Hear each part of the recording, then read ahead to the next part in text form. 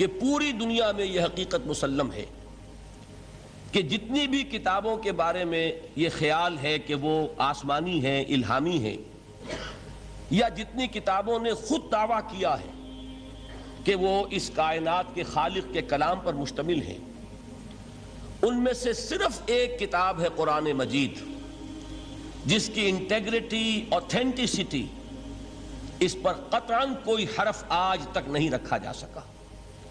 باقی کوئی کتاب اپنے اصل ٹیکسٹ کے ساتھ محفوظ نہیں ہے۔ میں ہندوستان کی جو کتابیں ہیں، وید اور ان کے شاستر، ان کے بارے میں تو میں کچھ عرض کرنا نہیں چاہتا، اس لیے کہ ان کتابوں کا اپنا دعویٰ بھی یہ نہیں ہے کہ وہ الہامی کتابیں ہیں۔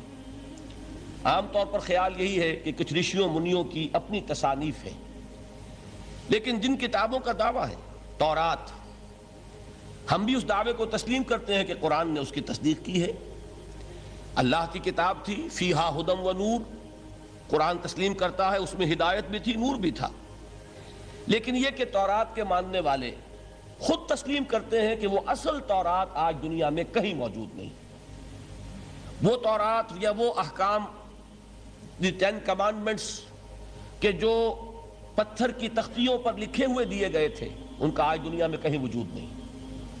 پھر یہ کہ مزید حضرت موسیٰ علیہ السلام سے جو 5 کتابیں منسوب ہیں، سفر پیدائش اور سفر خروج وغیرہ، ان کتابوں کے بارے میں بھی یہ سب تسلیم کرتے ہیں کہ 7ویں صدی قبل مسیح میں جو ایک بہت بڑا حملہ ہوا تھا، یروشلم برباد ہوا، پہلے اسیریوں نے حملہ کیا، پھر بیبیلونیا کا بادشاہ نیبوکڈ نظر، اس نے شدید حملہ کیا، یروشلم کو تباہ کیا، اینٹ کی اینٹ بجا دی۔ اس کے بعد سے وہ اصل نسخہ تورات کا پوری دنیا میں کہیں نہیں۔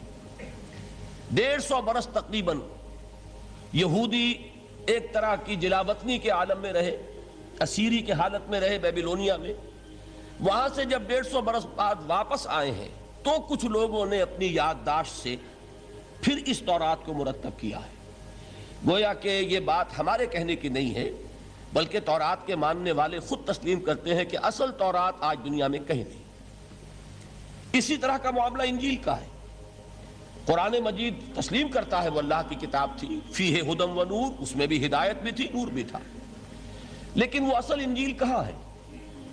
آج دنیا میں جنہیں کینونیکل گاسپلز کہتے ہیں، وہ 4 اناجیل ہیں، کوئی ایک انجیل نہیں ہے۔ میں نے ایک مرتبہ ایک پادری صاحب سے سوال کیا تھا اپنے زمانہ طالب علمی میں کہ which one of them is Bible؟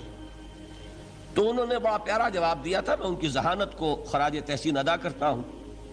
پہلے تو انہوں نے کہا none of them is Bible، لیکن اس کے بعد اپنی بات قائم رکھنے کے لیے بڑی ذہانت کے ساتھ ایک بات کہی، بائبل از ان them، ان میں سے کوئی، ہم یہ نہیں کہہ سکتے کہ یہ بائبل ہے، لیکن بائبل ان میں ہے۔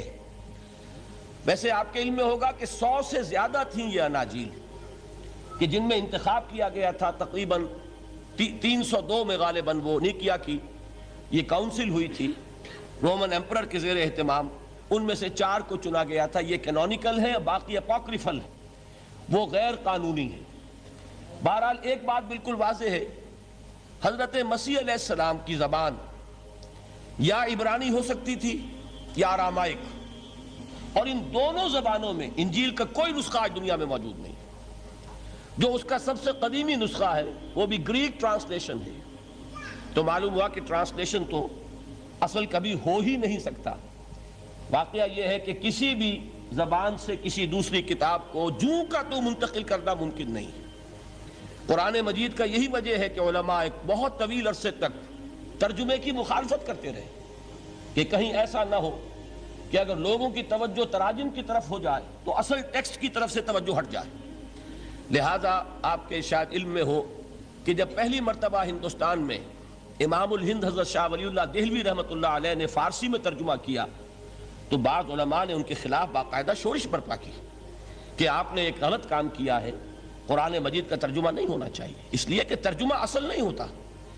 آپ یقین کے ساتھ کبھی نہیں کہہ سکتے کہ آپ نے ایک زبان کے مفہوم کو دوسری زبان میں جوں کا توں ادا کر دیا۔ بہرحال ان دونوں کتابوں کے بارے میں ان کے اپنے ماننے والے اس بات کا اعتراف کرتے ہیں کہ وہ اصل کتابیں کہیں نہیں، اور دنیا میں سب نے تسلیم کیا ہے کہ قرآن واحد کتاب ہے، یعنی وہ یہ نہ مانے کہ یہ اللہ کا کلام ہے، لیکن یہ تسلیم کرتے ہیں یہ وہی کتاب ہے جو محمد نے صلی اللہ علیہ وسلم اپنی امت کو عطا کی۔